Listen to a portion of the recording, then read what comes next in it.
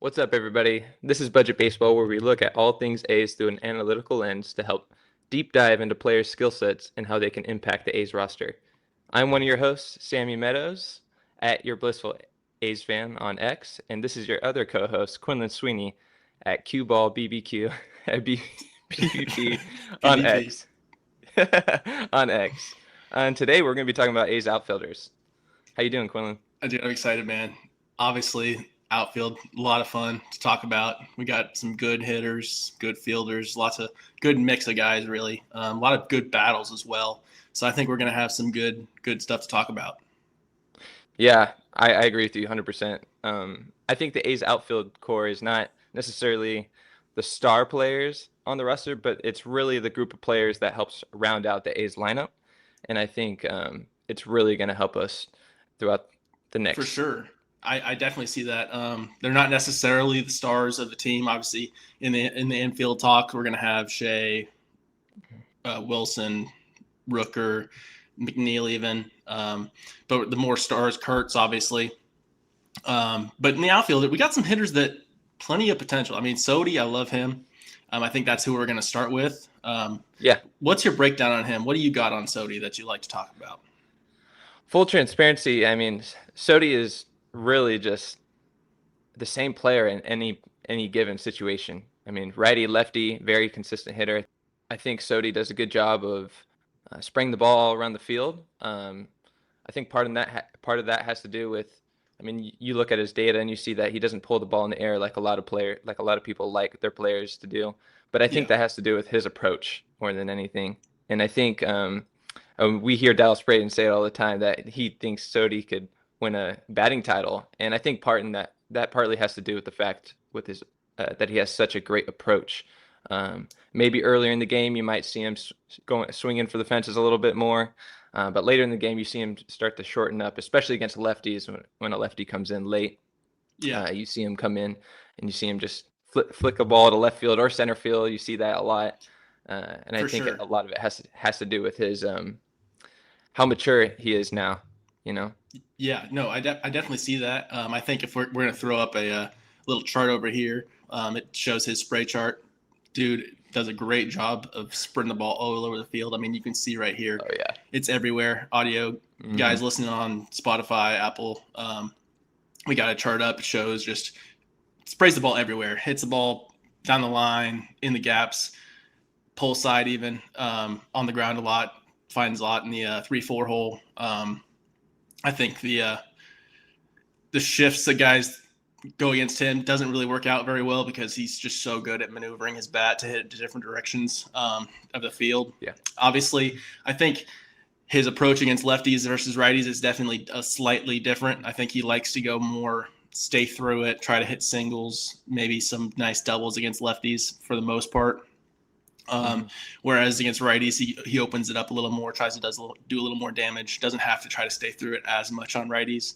Obviously, to get 2 strike counts, he's really good at flicking it the other way if he has to. Yep. But really, what I like about his mature approach is just runners in scoring position. Man, he is something special. Just finds a way to do damage, but he also has an aggressive approach. He swung at 42% of first pitches, which is high Hmm. compared to the league average of 30%. But he has a ton of success on it. He had 31 hits with a 337 average on first pitches. And then in 0010 and 01 counts, so just early counts, he was 314 with a 947 OPS, which is higher than Yeah. his overall OPS, obviously. Yeah. Um, I think he's just got a good, solid, aggressive approach, but it highlights that he gets solid pitches in the zone early in counts and hits them and play hard. And I think that's because he has a solid eye. So teams are less able to expose him early in counts with bad pitches, off speed pitches out of the zone that's other batters would chase and get behind in counts because he's so good ahead in counts that if they throw those bad pitches and he gets ahead, he's going to do damage. Um, Yeah. so I think it's really just it provides him with an advantage that he's aggressive, but he also has a good eye because nobody's going to try to get ahead of him with bad pitches because he's going to take them and then you're putting yourself in a bad spot as a pitcher. So Yeah. really, what have you seen from Soderstrom as it comes to approach that you find really attractive to his game, and that it's going to power the A's lineup in the middle somewhere? Yeah, honestly, um, for me, when I look at Tyler Soderstrom, I kind of look at him from a year-to-year basis. When he first came up, you kind of see him pressing a little bit. When I remember him and Geloff started, Mm-hmm. actually had made their MLB debut together, and I just remember he's swinging a lot of pitches out of the zone, and you got the sense that he just wanted to make an impact right away. Yeah. Um, and for a young player, that could it could really work out for him, or it could really just set them in a big hole. And I think over the next year, although he dealt with a lot of injuries, so he didn't play a lot, you see that growth. He started to swing. He still had some swing and miss issues, but it was more so in the zone. So um, you see that he's looking at one spot, looking in one zone, and he's going to swing at those pitches. I think Mm-hmm. specifically, uh, a pitch that comes to mind is a lot of pitchers were bouncing curveballs. He's swinging over the top with the curveball quite a bit, and I think this new balanced approach of him spraying the ball across the field allows him to not look for a pitch like that. You know, Yeah. he doesn't have to launch a ball. He doesn't have to go pull side and launch a ball. And honestly, like because of that, I truly think that when there's runners in scoring position, um, that's the guy I kind of want up. Yeah. You know, is Tyler Soderstrom because you get the sense that he could beat you anyway. You know, he could hit a home run, he could hit a double, but if when comes to shove, if we need a single, he's just gonna go up there and shorten up and Yeah. just spray a ball the other way or up the I agree middle. with you completely. I think he does a great job of that. I think what you're mentioning about how he was swinging at curveballs in the dirt, I think that's still probably his biggest Mhm. weakness is curveballs. He had a 46.3% whiff rate on curveballs last year. So Yep. obviously he swings and misses on curveballs, but he also had a 62.5% hard hit rate against them. So he does damage against them. So I think Hmm. that's part of, as long as he doesn't get behind in counts significantly and put Hmm. himself in the danger of curveballs Hmm. that he's going to chase, that has a good chance of chasing and whiffing against. I Hmm. think he's really significantly good at hitting them, honestly, as long as they're in the zone. So that's the thing That's is, probably as long as he has that kind of discipline early in counts on curveballs, that he only hits the ones that are good. I mean, it's really a good thing to see. I think you mentioned that he doesn't have a high pull air percentage. Um, that's the amount of balls that he hits that are pulled in the air.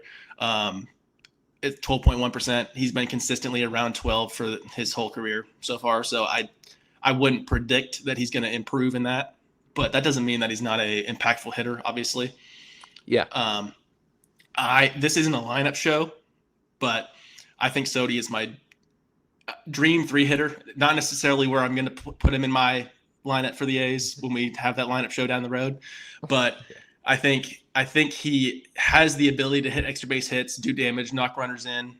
You want him coming up with guys on base in scoring position in front of him. Um, Yeah.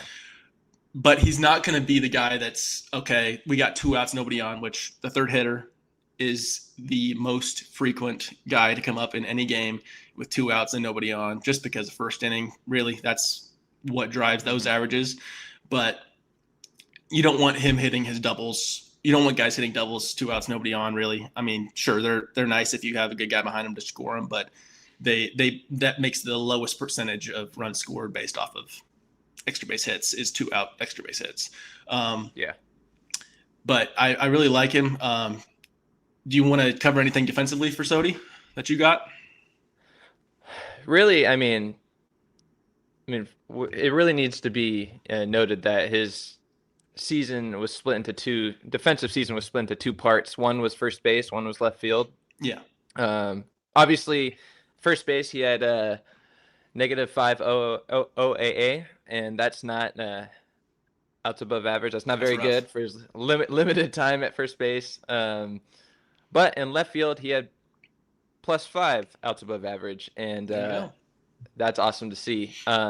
Something to note is he's pretty good at the ball coming in. I mean, that he's pretty good in particular at chasing balls in. And but outside of that, we have to remember that he's still a former catcher who converted to first base, who's now playing left field. He's got a great Yeah. arm, so you know that's going to come. But there are some limitations, and I know you have some ideas and Yeah, some. for sure. I agree with you there that he's limited in terms of range. I mean, he's he's mediocre in range. He's not good. He's not bad. Um, his arm is strong. It's last year it's showing it's in a lower percentile of accuracy though, due to arm Yeah. value. He improved over the course of the season. Obviously, he got more comfortable out there. But I think I see just some learning curve still going on with his comfortability going towards the wall and the warning track, going towards the foul wall. Just he looks a little tentative at different times. Hmm. He chops his steps off timing, elevates and extends for balls that are like near the fence at weird times. But I mean, that's expected to a guy that's transitioning to the outfield. So obviously, he has room to improve. He could become a near Gold Glove level outfielder, possibly in left field, especially if his arm is accurate and he's just more comfortable out there. But Hmm. I think what we're going to do is transition to the next guy who really takes some of the pressure off of him out there in left. And just, I want you to explain to us what's so good about Clark in center field, Denzel, and how does that simplify things for Soderstrom? Honestly, Denzel Clark, I mean, he passes the eye test defensively. I mean, he does everything beautifully. He's so much fun to watch, and in particular, he is incredibly good at covering the field towards third base. I mean, out of his Mm-hmm. 13 outs above average, 8 of them came in that direction. Yeah. And as we know, that's in the left field direction. And I think him covering that side of the field um, can help Soderstrom kind of focus more on the areas he needs improvement on in left field. Yeah. Um, Specifically with right-handed batters, I mean, a lot of those outs above average, 11 of them of the 13 came with right-handed batters up. And I Yeah. think with someone we'll talk about later being playing pretty solidly out in right field, I think it's good that um, someone like Soderstrom has Denzel Clark to his left covering kind of For that sure. I area. hear you completely there. If you as a left fielder can take some of your pressure off of your glove side, then for Soderstrom, and you got to focus on, I got to be able to range up to my right. I got to be good at this. I got to be good at this. It takes some of the pressure off of him for sure, to have a good center fielder out there that's able to range over into left center and take away balls in the gap that, Denzel did a great job of last year in his limited play time. Obviously, Mm-hmm. dude, 13 outs above average in 44 starts, 47 games total is It's crazy. If he ridiculous. keeps up that level of performance in center field, he's going to be platinum glover by twice as good as the next fielder, almost, honestly. Um, I'd say, obviously, he has to hit a little bit to be Yeah, consistent. I mean, he did what he did last year. He's still going to be our center fielder. I think he's going to of be out course. there basically every day if he hits 230 with any kind of power. Obviously, I think I want to talk about his approach a little bit. I think Yeah, it might be there's discussions of, does his approach lead to his high K rates, but also his hmm lack of power and pull air percentage. Some people hmm would say that his 4-degree attack angle, which it kind of means he's going to be more inclined to hit ground balls. He's going to be more inclined to possibly hit the ball to the right side with that approach angle. That could be a swing thing, physical thing, but it also could be a mental thing of his approach. hmm In my time, I was a college coach at a D2 and out in Tennessee. Um, a lot of hitters' approaches are, I want to look to try to do damage to right center on a fastball, because if I do that, then I can stay through off speed to the left center gap or pull or hammer a hang curveball left field for a home run or whatever. That hmm approach it's good for being able to hit multiple pitches, but for Denzel, it seems like it causes some significant underperformance in the power department, because he doesn't pull curveballs in the air. He doesn't hit those balls to the gap on off speed pitches. He rolls over on them. We're going to show these charts over here for Denzel. Here first, we'll show you his fastball spray chart. I mean, obviously, it's a lot. I mean, there's a couple of homers to pull side, like one or two fly balls. There's some ground balls here, a lot of them pull side ground balls, and then oppo, you see a ton of fly balls out to center and right that are just, I mean, for the most part, these are outs. Maybe some doubles along the way. But you see, 2-strike counts are a big spot for improvement for him, because I think he also has an approach of just, he's sitting off speed. He's hitting breaking balls, because his whiff rates, they don't make sense to his put away percentage. So put away percentage, that's the 2-strike pitches minus the 2-strike of that specific pitch divided by the overall of that specific pitch. So how many he swings misses that minus the total divided by the total. And his put away percentages compared to his whiff percentages don't make any sense, because he whiffs way less at fastballs than he does at breaking balls and off speed. He whiffs way more, but then his put away percentage, his fastball and off speed put away percentages are around 30%. And then his breaking ball put away percentage is around 20. So that's telling me that he is sitting breaking balls more often in 2 strikes and just trying to protect against them, which, I mean, it makes sense. You want to shorten up, you want to protect yourself from striking out. But when your slug is 460 against a fastball, and then your slug is 219 against breaking balls, and you sitting breaking balls isn't making that slug any better, why not just K a little bit more to do more damage with your bat, especially when you're in this role where you're there for defense, and then if you can hit some home runs, that's going to add way more runs than you hitting a couple more singles over the course of the season because you're sitting breaking balls. I think it's definitely an interesting topic to talk about. What do you think about Clark at bat? Like, what do you see on Denzel?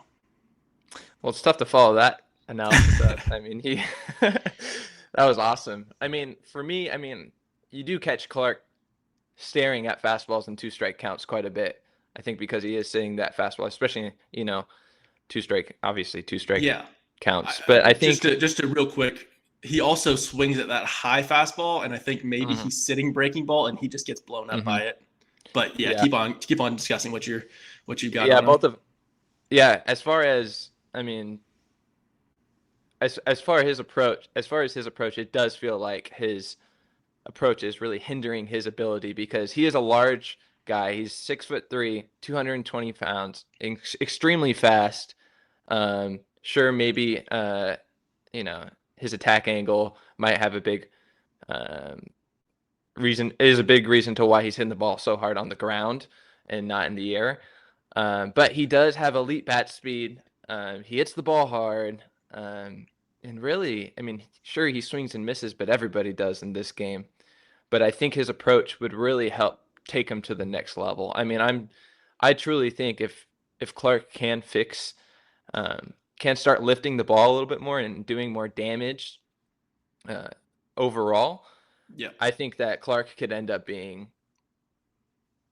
a surprise superstar in this league. However, that's a lot of ifs. That's a lot of ifs. A superstar is going to be tough, because you rarely see the defensive stars, even as good as Denzel is, reach superstardom unless they are, OPSing 850 and they're stealing 30 bags because he's got the speed, 30 to 40 bags. I don't necessarily know if Denzel has that base running speed in him. I mean, he has the speed, but this ability, the stealing ability, I mean, it's a skill that you have to learn and know how to do well.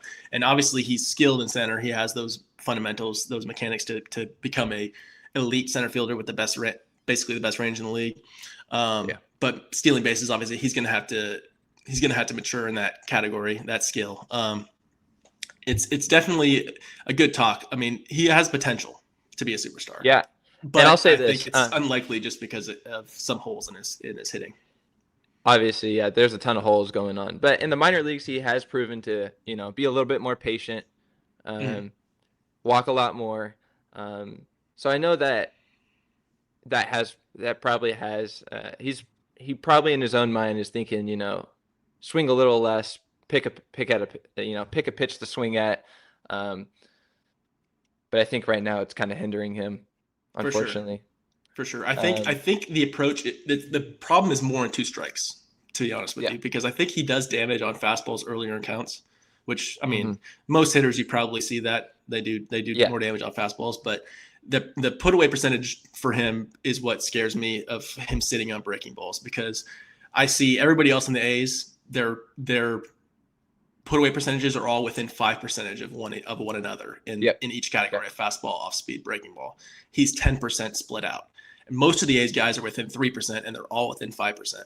So it tells me that he's sitting breaking balls with 2 strikes, and I think it's hindering his power ability. It's hindering just a lot of upside that he has. And the things that he needs to do well is he needs to hit for power and just put himself in a spot where he's creating some runs, where his defense is saving us runs. Yeah. Yeah. I think for the A's, for the current state of the A's lineup, it's good that we have someone like Clark who has, some still quite a bit of unreached potential. Yeah. But he does so much defensively for us that other players do not.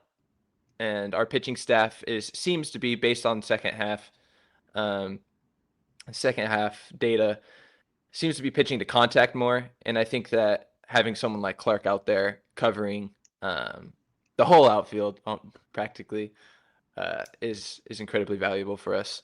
I agree 100%. I mean, if we're going to have what seems to be a high fly ball pitcher type rotation, we're going to need a good solid outfield. And obviously Denzel does the best out there. We'll see. We're going to talk about some other guys that maybe could pick up some slack if Denzel can't hit. But Yeah. next, I think we're going to move on to Butler. Yeah. Obviously there's going to be some interesting things to talk about with him. He had a rough second half last year. He had a rough whole season against lefties, really. What do you think about Butler? Do you think he's going to be a guy that starts every day? He's going to be a guy that starts against lefties sometimes, just starts against righties? What do you think on Butler? Well, obviously he needs to hit righties in order to be, to where we want to be as a team. Yeah, I think he is a critical part to our lineup with the money invested in him and the kind of leadership role he has now. Um, Before I get into even really actually the offensive side, I think defensively, if he continues to build off what he did in right field last year, I think it'll be extremely beneficial for the pitching staff. for sure. One thing that I know we kind of broke out the outs above average on the direction, based on direction in the outfield. Lawrence Butler does a great job to his right. He does a great job to his right, and he does a great job coming in towards third base. And I think that with Denzel Clark kind of maybe shifting more focus towards that left side of the outfield, I think Butler could hold his own, covering his right as well as the line himself. For sure. And I think that is going to be really good for us, especially against right-handed heavy lineups, because they tend to go, gap to gap against our pitching staff. So I think that for Butler, it really comes down to how he hits lefties. I mean, in 2024, he crushed lefties. I know you and I have spoke to that a little bit, and how maybe some lefties have figured out how to approach him a little bit more. And I don't know if Butler's ever going to get back to his 2024 form against lefties, but I do think he could take a page out of Tyler Soderstrom's book and maybe shortening up a little bit. Yeah. Because that K rate against lefties is brutal, especially against any lefty with a solid slider. Yeah. So yeah, I hear you 100% on that against lefties. I think we're going to throw some charts up over here, some pitch charts for Butler. It's going to show lefties first it's going to show 2024, and then it'll show 2025, how they attacked him. To me, it doesn't look super different as to how they attacked him. They like to throw the fastball more high and inside to him, and then the slider low and away. It seems like his discipline was a little worse in 2025 on that slider, and he hit less balls in play in like the low and outside corner in the strike zone. He had a solid eye. I think his eye was okay on pitches that were way out of the zone. Like he's not as bad as you might think on those pitches, because it's just the feeling that we got as A's fans watching him last year. It was, lefty came in, he's going to strike out in the slider low and away. But It's just look at the. I'm also going to flash up some zones here now. With his like batting averages and then his slug in different spots of the zone. Dude, he absolutely mashes pitches that are in the lower quadrant and then in the middle quadrant height wise. But he swings at pitches at the top of the zone, which he doesn't do damage on. And I think that's kind of his biggest problem is early in counts. He has like 80% swing rate on pitches high and inside, which is just way too high. If he's going to be expected to slug 350 against it and really struggle batting average wise against it. Pop up a lot, hit weak little line drive pop ups. It's something to look at. That maybe he starts looking lower. He has to find a way to lay off that higher pitch. Obviously, that takes away maybe the hanging slider. But if you look at his charts here, he doesn't really do a ton of damage against hanging sliders, anyways. If he starts looking lower and he just tries to cut off that outside part of the plate to where the pitch starts, because people aren't really attacking him a ton with fastballs low and away. They're attacking him with fastballs inside and then sliders that go to the outside. So if he sits this inside pitch and then they throw sliders, that's going to end more on the outside corner if it starts inside. So I like him approaching it that way, like you said, shortening up and flicking the slider sometimes the other way, like Soderstrom.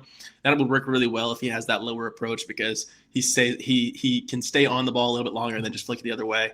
I think if he just finds a way to hit that low and outside pitch a little better, but then he just puts a little bit less focus on putting swings on the high pitches that he struggles against, I think he has a significant room for improvement against lefties. So I personally kind of like him starting like half the games at the start of the year against lefties. I don't want him playing every day, because if he starts out struggling, you want him to get more at bats against lefties, but you don't want to hurt your team by just continuing to put him out there when he's struggling. We got other guys that we're going to talk about later that are probably solid replacements against lefties. But lefty started 26.2% of games in 2025 on the mound. Butler's still, even if somehow he struggles so bad against lefties that he only plays against righties, he's going to start 74% of games. While there's a significant amount of investment that we have in him, that's plenty of time, if you ask me. I mean, I'm not too worried about it. We're going to show charts now against righties.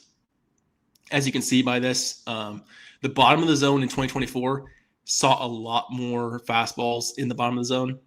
And then they learned, okay, he's going to swing at this high pitch, and then he's going to weakly hit it, or he's going to pop out, or he's going to swing and miss. And that's why in 2025, you can see there's less concentration in the bottom of the zone and there's more concentration at the top.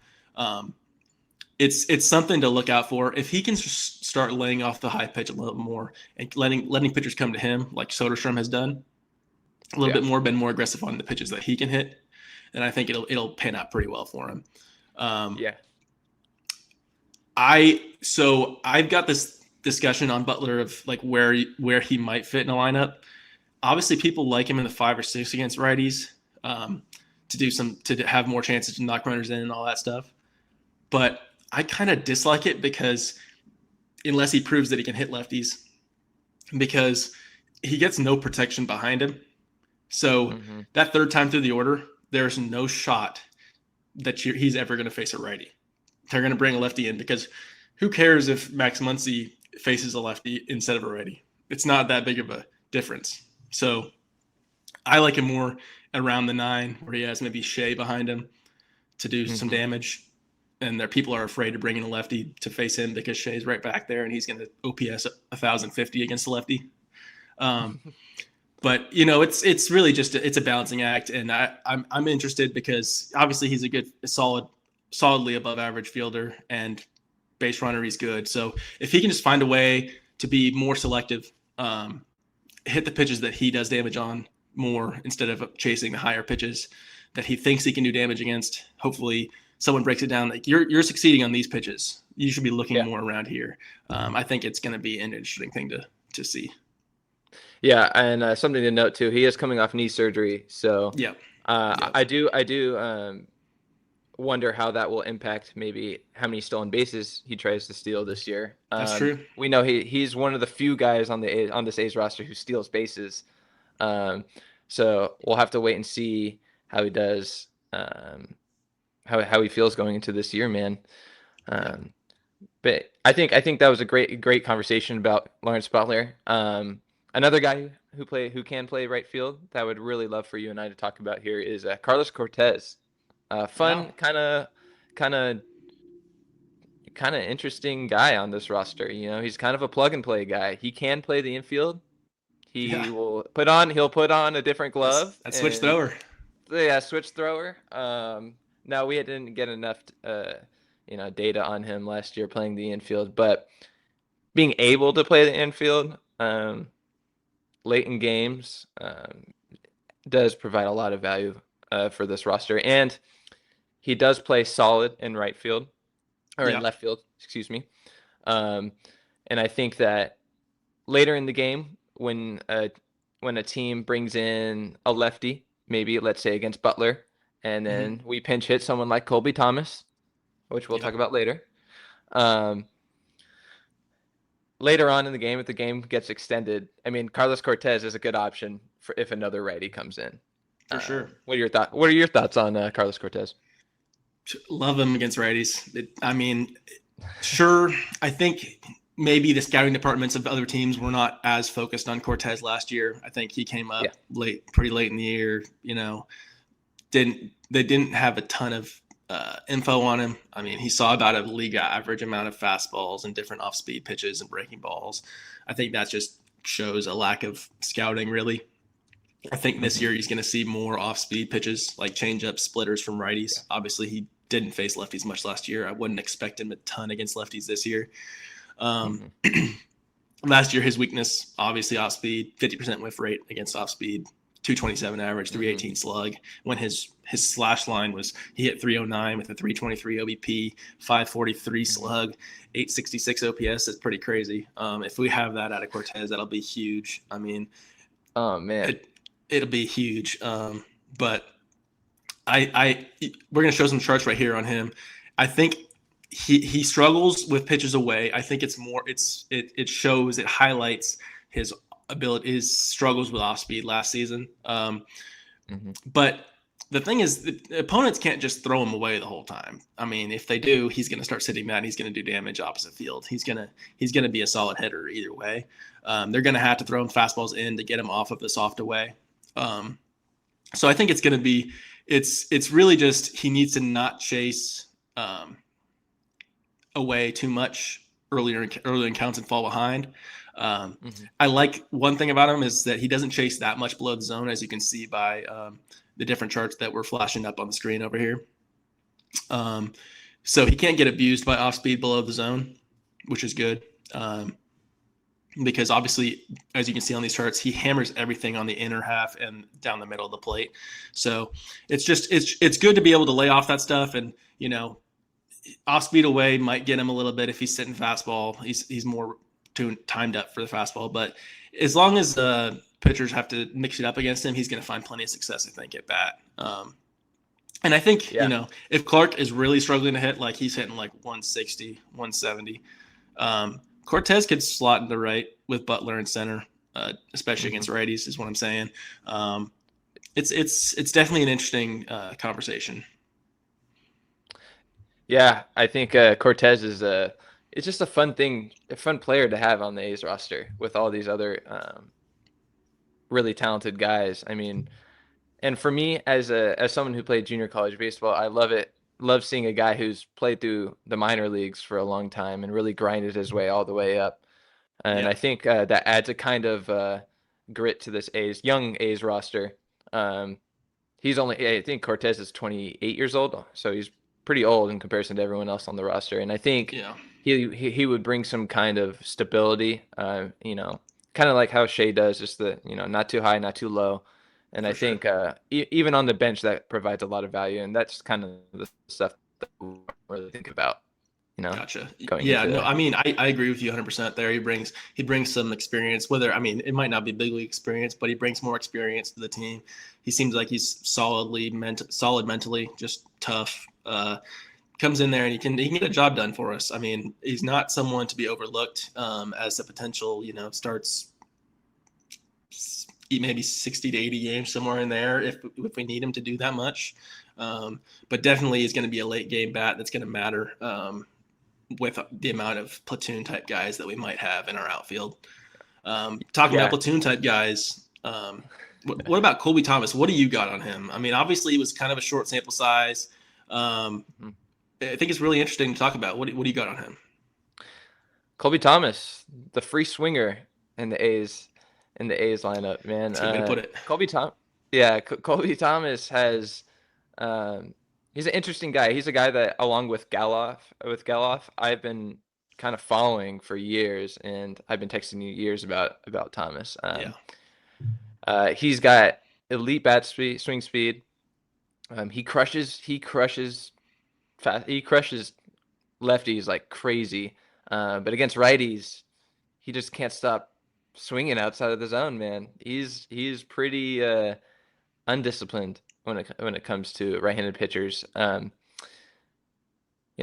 I really think that Colby Thomas, if with a more matured approach, can be quite a monster for this A's roster, especially against lefties with guys Yeah. like Soderstrom, Kurtz, and Butler being such integral parts of the lineup. I think a right-handed bat who could hit home runs like Rooker and Shea will just help balance this lineup out Yeah. incredibly. What do you think? I hear you completely there.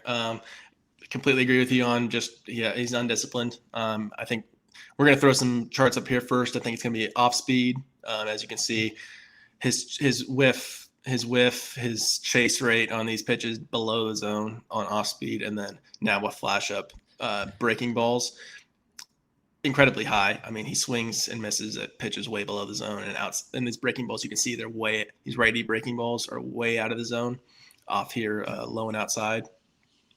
But it's going to be something to adjust to. Obviously, he's not. I don't see him playing against righties that often because we do have guys like Cortez, Butler, Sodi. I mean, you'd think those guys would play the majority of games against righties. Obviously, if Clark is not hitting, if Clark's hitting, then fine, then he'll be out there more often. But this 56% whiff rate against breaking balls and 50% whiff rate against off speed, it could be a problem against lefties. But the good thing is lefties, for the most part, are not going to throw a ton of breaking balls to him. They're going to throw more off speed. Last year he faced 59% fastballs. This year I can't see it being over 50% because just the way he mashed them. He had a 521 slug against fastballs and only a 26% whiff rate in comparison to those over 50% whiff rates on breaking balls and off speed. But I mean, he's got against lefties, I think he's going to be just fine. I think he's going to OPS somewhere around 750 to 775 that's where I would predict based off of shifting scouting on him, pitchers throwing a little more off speed, trying to get him to chase, get himself in holes. But it's definitely somewhere where he could take a step forward. I mean, his approach could get better. I think he's got all the raw tools that you need. It's just his approach at the plate that needs to improve. Mm-hmm. What do you like about him in the field? What do you have on him in the field and the base running? Really, defensively, he's kind of average to slightly below average. He's got a great arm. I liken it to maybe a little bit more range than JJ Bleday, but he has a great arm. We saw that janitor throw from him on a second game out in Tampa Bay, and I fell in love with him right then and there. But if we're really looking at the data, he's really kind of subpar defensively. But I think part of it has to do with a lot when he was playing a lot, Clark was not playing. And I think that you could see him playing left field, and with Clark being out there, maybe he'll shift over to right field actually because he'll be playing in place of Butler. But I still Likely. think with Clark being out there, he will probably look a lot better defensively and kind of lean more league average to maybe slightly above league average. But I think that's kind of all you ask for in a guy like Thomas. For sure. I don't think I'm not so worried about him being. I don't think he's going to be like the worst defender out there or anything like that. But as far as he's very fast, so I think he could add like a stolen base. He could be a Yeah. stolen base threat. The thing is, he doesn't hit a lot. He's probably not going to hit a ton of singles. He's gonna slug a lot. Yeah. When he does make contact. So unless he's still on third base, you also might not see a lot of that either. Yeah. These are just kind of things that I weigh, kind of go back and forth. But I think he's a guy who, with a tamed approach, can make an immediate impact to this team. And For if they sure. want to make the playoffs this year, him and Butler are kind of the key pieces to that. Yeah. So I mean, if Butler hits against righties and then somehow finds a way to not just be the same thing as last year against lefties, I think for sure it's going to have to be Thomas stepping up against lefties to keep that lineup moving and to play a solid outfield. I mean, he has the speed to improve his range. He's got all these things that if he just put in the work and got a lot better this offseason, which, we've seen some in spring training. It hasn't been the best at the plate, but I'm not going to worry too much about that. I think it's going to be more about what we see during the year. There's a guy that if he does damage in the lineup, if he's going to face lefties mostly, I wouldn't see more than 200 to 250 plate appearances probably. yeah, But if he can hit like 10 to 12 home runs in that many plate appearances, that'll be a perfect fit to help us out against lefties. honestly, I mean, in an ideal world, you could really see that platoon hitting close to 30 home runs. I mean, if not, I think they can hit more than 30. If not more. If not I'm more. not sure that's the approach we want out of Butler, to be honest with you. No. But they could easily hit 35 combined, I think, over the course and of the season. That would be worst case scenario, because if you're the A's, if you're A's front office and you're looking at this and you're looking at, okay, we expect Butler to make some adjustments this year against lefties. If not, this is a pretty good backup plan here. Yeah. Having someone who could hit. It's like if you want to hit lefties, we have someone that will demolish lefties. Yeah. I mean, sure, you have the investment in Butler. You want him to be able to play near every day. But I think still, if it doesn't pan out for him against lefties, he plays 75% of the time. And then Thomas picks it up and tries to swing the bat and just keep our lineup moving against lefties. Because obviously we lack a little bit more against lefties probably than righties, because obviously Sodi has less power against lefties, so he's not doing as much damage. He's still knocking runs in. He's still a good hitter. Kurtz didn't show great against lefties last year. Hopefully it's going to be improved. But I think having a Thomas hit really well against lefties could be a very impactful bat for us. Oh, yeah, 100%. I think he complements Rooker and Shea very well, and those other guys. For sure. The power right-handed bats. But as far as if someone like Thomas doesn't work out, there's someone down in the minor leagues right now that is a more toolsy version of Colby Thomas, and that's Henry Bolte. I mean, what are your take? What's your take on? I'm intrigued. There's a possibility that he could be more two-way consistent on defense and offense than obviously Colby Thomas, or possibly Denzel if Denzel can't hit. If Denzel really struggles at the plate this season, he could provide more consistency in center field even. I think the start of the season is Clark's, obviously, but if Clark is bad as hurting the team, then there's no reason why in May or June Bolte couldn't come up and find a way to have success and solidify center field for years to come, honestly. One thing that we've been seeing is he's more of a high swing and miss guy. And I don't love that because we have so much of that as a team. But obviously Clark and Colby Thomas, they have those same struggles. So possibly even worse than Bolte. So it's interesting. But I like that he's an above average center fielder defensively, because in my head, Clark can't leave center field unless you can guarantee that the replacements in the outfield are going to be solid. Like if Butler goes to center and Colby Thomas isn't right, don't love it all that much. I feel like our pitchers are going to struggle more because of that. If Bolte's there to come up and play center or right, it's going to help us out, I think, defensively. I mean, it's not going to make us better than if Clark was, but it's at least going to keep us closer to average in the league than it's going to be at the bottom, because I feel like if it's Soderstrom, Butler, and Colby Thomas, we're going to be pretty bad in the outfield in terms Yeah. of total range and, the effect our outfield has on our pitching staff. What do you have on Yeah. Bolte? Bolte, I know the A's are incredibly high on him or super high on him. I know he's being spoken as a five-tool player. So, he's got all the intangibles to be good. I think that the thing that he has going for him, and a lot of people don't really always take into account, is his age. He's only 22 years old, younger than you and I. And I think what he does well is last year in the minor leagues, he stole 44 bases. That would add a lot to this team. And you kind of just see him. You kind of just see him improving every year on year. He was super young when he first started off in the minor leagues, and he struggled a lot, to be quite frank. But then you even see his progress in spring training. You kind of see him show up a few years ago, and then just like, oh man, what is this guy? This kid looks young. He's not playing well, and you kind of like worry about like our farm system. You kind of look at that, but then you see him the next year, and you see him start to improve every year. And he's kind of a local guy to you and I. He's from Palo Alto, so I kind of like to root for those type of guys.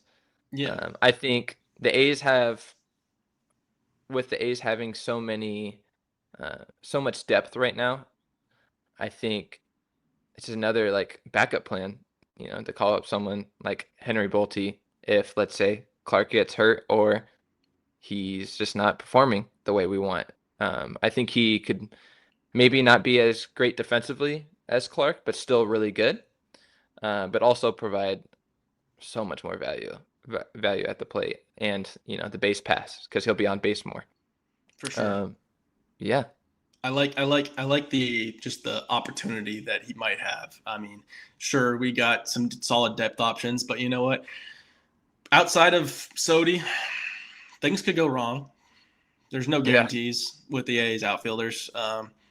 Sodi, I think he's going to be league average at worst. I think he's going to be good. He's going to be solid, very solid this season, but league average is like something goes wrong with Sodi this year, he's going to be league average. Everywhere else, the floor is much lower, I would say. But it's definitely an interesting topic. Bolte is going to be a fun guy to watch this year in the minors, and then hopefully maybe sometime he makes his debut during the year. But honestly, I think that's all we got for today. I hope everybody learned something, had some good time listening to talk us about the A's, but these outfielders, let us know in the comments what we got wrong, what you guys like about these certain guys, what you see as weaknesses that we didn't catch on to. We really enjoyed talking A's with you guys today. Have a good one.